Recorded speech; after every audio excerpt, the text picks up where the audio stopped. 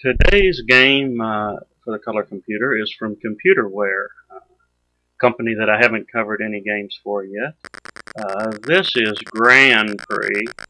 I don't remember whether the arcade game was Grand Prix and they just dropped the D, or whether it was Morocco Grand Prix or Morocco Grand Prix, or maybe even just Morocco. I can't remember, and I can't find a listing for it online, not by searching for it. But this game, I knew when I got it that it wasn't going to hold up to the arcade version, because the arcade version of this game was in a car enclosure. It even had a roof to it and had a pretty large monitor, at least large for the time, where the windshield would be, and of course it used in a steering wheel and a throttle. Don't think it had any controls other than the throttle. So I knew the game, that the experience wasn't going to match up to that, because at the time it was pretty sophisticated for a racing game. We're talking early 80s here. So I knew it wasn't going to live up to that. But even taking that into account, the graphics here suffer somewhat. They're a little simpler. They don't give you quite the same experience. But the gameplay is pretty similar. I certainly enjoyed the game. It was I'd liked a little nicer, a little closer version of the game, but this one is more than adequate.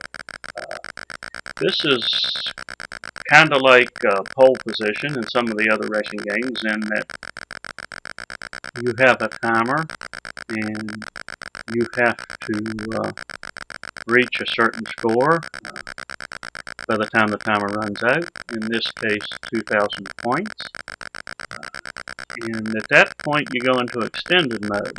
And once your timer expires in extended mode, then you're given a certain number of cars, and you can race until you lose those cars.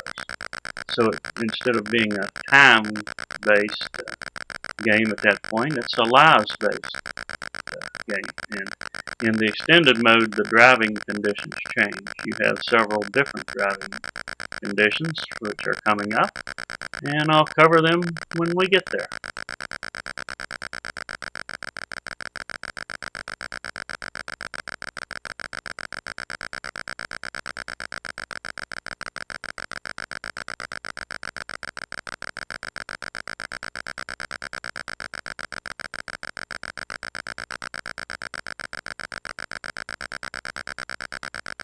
And coming up pretty soon, we'll get to night driving, where there's a pretty drastic color change.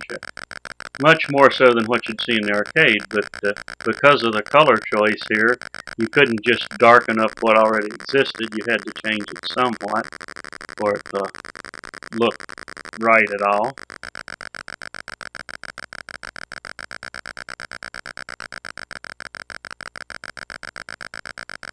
And now we're going to be coming up on ice driving or snow driving, where it's extremely touchy. Actually, I think the arcade was maybe even a little touchier than this, but you could very easily go off the side.